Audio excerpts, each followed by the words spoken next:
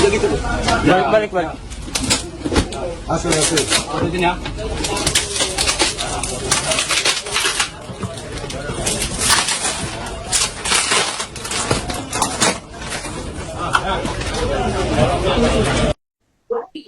Insiden tragis terjadi di Pelabuhan Semayang, Balikpapan pada Selasa 27 Januari 2026 sekitar pukul 5:30 waktu Indonesia Tengah. Kapal feri Dharma Kartika 9 mendadak mengalami kemiringan sesaat setelah bersandar di pelabuhan sehingga menimbulkan kepanikan di lokasi. Akibat kemiringan tersebut, sejumlah truk pengangkut muatan tertindih hingga menimbulkan korban jiwa sebanyak 3 orang. Untuk informasi selengkapnya akan dilaporkan oleh jurnalis Tribun Kaltim, yakni rekan Dwi Ardianto. Baik rekan Dwi, bisa dijelaskan bagaimana kronologi insiden kapal miring yang menyebabkan korban tewas di Pelabuhan Semayang, Balikpapan ini bisa terjadi? Oke, rekan hari ini saya jelaskan dengan saya Dwi Ardianto, jurnalis tribunkaltim.co. Jadi kapal Dharma Kartika 9 ini kapal dari Parepare menuju Balikpapan, menuju Pelabuhan Semayang. Ketika mau bersandar di pelabuhan sekitar pukul 5.30 itu posisinya langsung miring sehingga mengakibatkan kemiringan kurang lebih 5 derajat dan membuat semua kendaraan di dalam kapal muatan tersebut akhirnya miring, bahkan ada yang terbalik. Dan diketahui ada 3 orang korban dalam peristiwa tersebut, dan juga ada beberapa orang yang mendapatkan luka ringan dan mendapatkan perawatan di Rumah Sakit Bayangkara. Baik, rekan, bisa dijelaskan berapa total korban tewas dan korban selamat serta kendaraan yang rusak akibat insiden ini? Untuk korban yang meninggal dunia ada 3 orang yang berhasil diidentifikasi oleh tim DVI Polda Kaltim. Bernama Idam Rapi, 51 tahun, laki-laki, lahir di Ujung Pandang, 6 Mei 74. Teridentifikasi berdasarkan data primer sidik jari yang dinyatakan sesuai oleh tim Inafis. Kemudian Nurlina, umur 41 tahun, perempuan, lahir di Cendrakranai, 1 Juli 1984. Teridentifikasi dari teman klinis, properti korban, serta data primer sidik jari. Kemudian yang terakhir Nina, 64 tahun, perempuan, lahir di Cendrakranai 1 Juli 1961. Dan juga ada korban luka ringan sebanyak 4 orang. Untuk korban yang selamat masih belum bisa diketahui karena data manifest masih belum diberikan oleh pihak DLU atau Dharma Lautan Utama, termasuk juga dari berapa jumlah kendaraan yang ada di kapal muatan tersebut. Begitu, An. Oke, baik. Bagaimana kesaksian penumpang pada saat peristiwa ini terjadi, rekan Dwi? Tadi saya sempat mewawancarai salah seorang korban dan seseorang kerabat korban yang juga ikut dalam kapal tersebut. Jadi bahwasanya ketika sudah sampai, tiba-tiba posisi kapal itu langsung miring ketika ingin bersandar di Pelabuhan Semayang. Dan yang menjadi korban itu ketika sudah ingin bersandar di pelabuhan, dia buru-buru masuk ke mobil pribadinya, dan tidak menyangka ketika ada peristiwa tersebut kemudian terjepit oleh kendaraan-kendaraan truk yang menghimpit dari korban tersebut. Dan kemudian beberapa waktu kemudian ditemukan lagi 2 orang korban yang ternyata di luar kendaraan pribadi tersebut, tapi meninggal karena jatuh ketindis atau dari muatan barang truk-truk yang ada di sekitar tersebut. Sedangkan di mobil pribadi tersebut ada 3 orang, 1 orang yang pengemudi tadi meninggal tewas terjepit dan 2 orang lainnya selamat dengan luka ringan. Karin. Baik, apa dugaan penyebab KM Dharma Kartika 9 ini mengalami kemiringan secara tiba-tiba menurut keterangan pihak berwenang, rekan Dwi? Nah, untuk keterangan tersebut sampai hingga saat ini masih belum bisa terkonfirmasi karena pihak Dharma Lautan sendiri, DLU sendiri masih enggan untuk berkomentar. Hingga saat ini kami mencoba untuk berkomunikasi, untuk mencari manifest, data, dan juga penyebab dari kemiringan kapal tersebut. Hingga saat ini masih belum mendapatkan penjelasan karena dari pihak DLU sendiri masih enggan untuk berkomentar. Sekian, hari. Baik, bagaimana proses evakuasi dilakukan, rekan Dwi? Apa hambatan yang ditemukan pada saat proses evakuasi berlangsung? Oke, berdasarkan pantauan Tribun Kaltim.co tadi di lapangan, evakuasi terhambat dari pagi jam pukul 6 waktu Indonesia Tengah hingga pukul 12:20. Itu baru bisa evakuasi korban yang pertama. Disebabkan karena kondisi korban terjepit di antara terjepit di antara truk-truk yang bermuatan banyak, sehingga jadi tadi itu muatan-muatan dari truk itu dievakuasi dievakuasi keluar dan menggunakan ditunggu di luar dengan truk-truk yang lain, dan proses itu yang membutuhkan waktu yang sangat lama, sehingga untuk proses evakuasi korban pertama tadi sangat lama sekali, kurang lebih sekitar dari pukul 6 hingga pukul 12:20 waktu Indonesia Tengah baru bisa dievakuasi.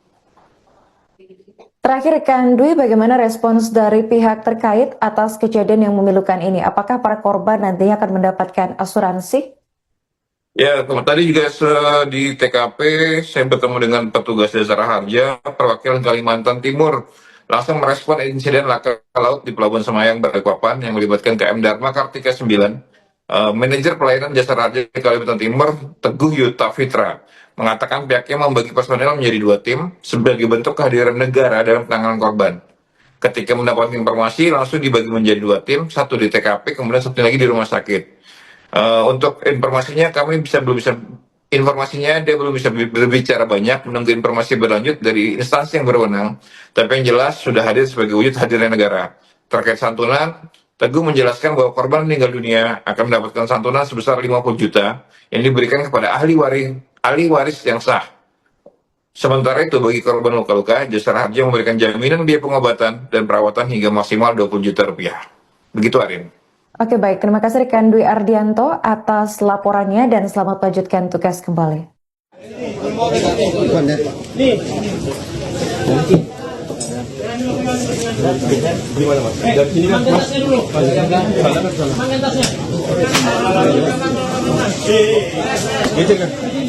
Buka jalan yuk, jangan videokan dulu clear.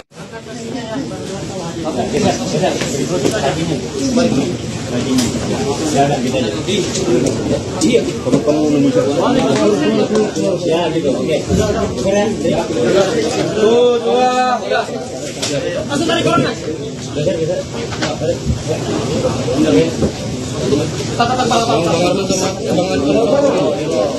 Bang, siap ya? Siap. Dua orang.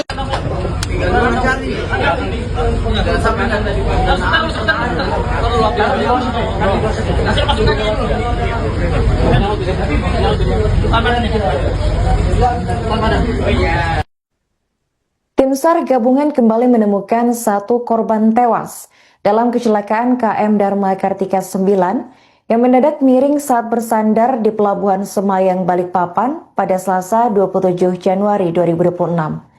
Dengan penemuan terbaru ini, korban meninggal dunia bertambah menjadi total 3 orang.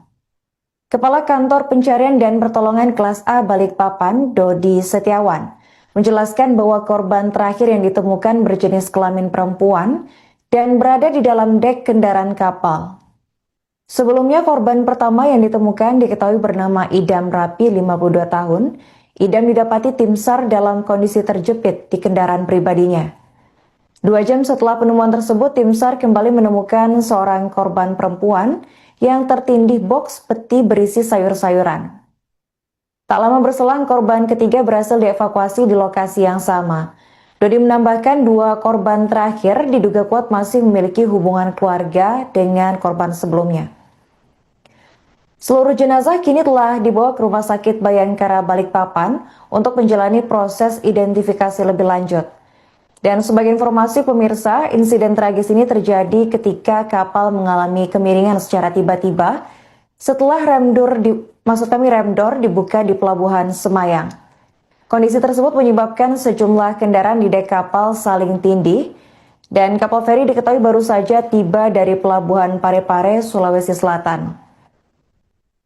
Selain 3 korban tewas, ada juga sejumlah penumpang lainnya yang berhasil dievakuasi dalam kondisi selamat, termasuk seorang anak berusia 10 tahun.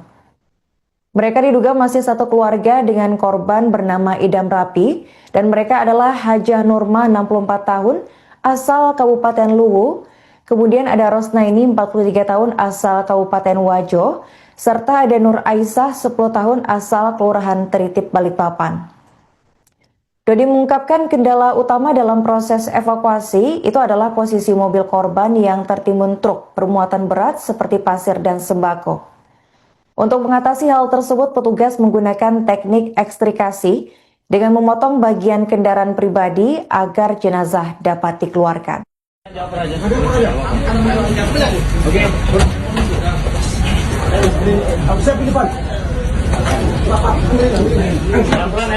ya.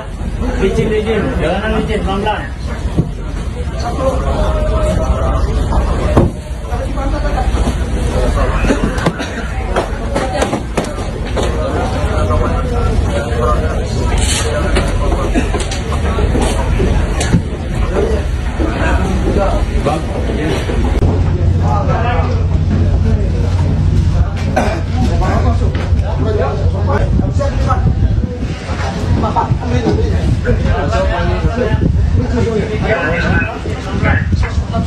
Satu korban terbungkus mengarah evakuasi.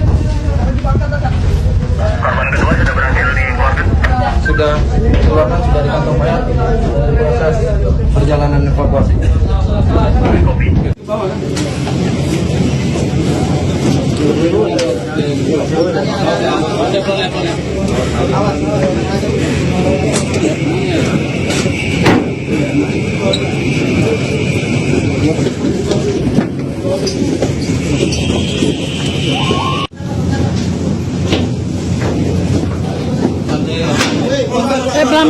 Pelan, Mas.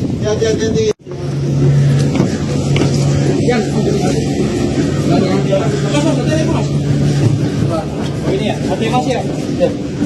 Gitu. Sampai lah.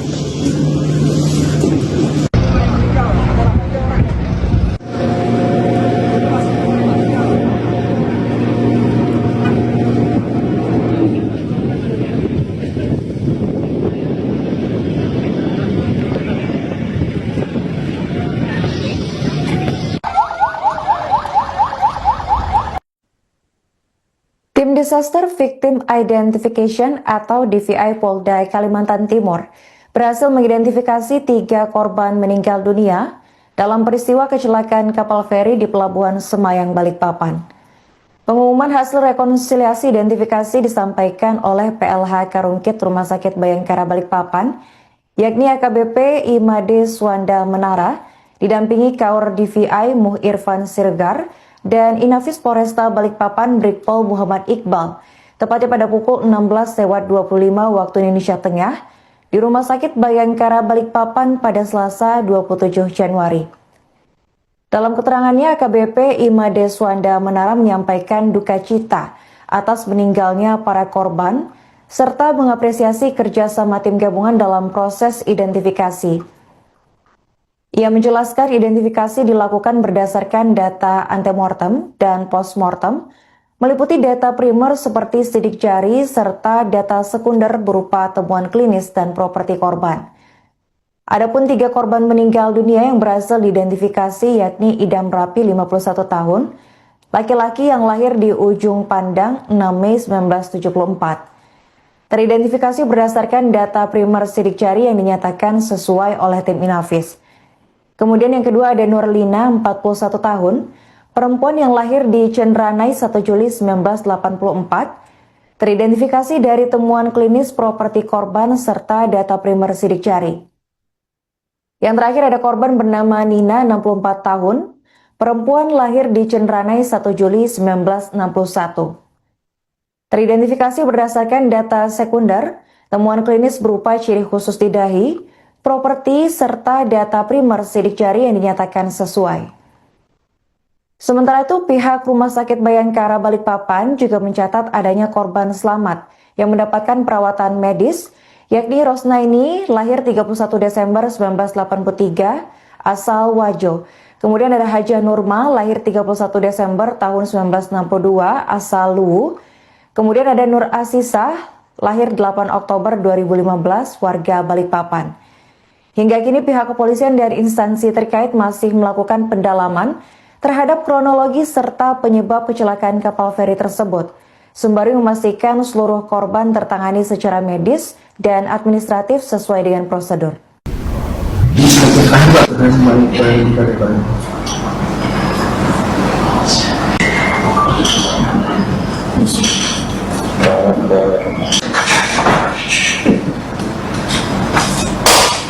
Download Tribun X sekarang, menghadirkan lokal menjadi Indonesia.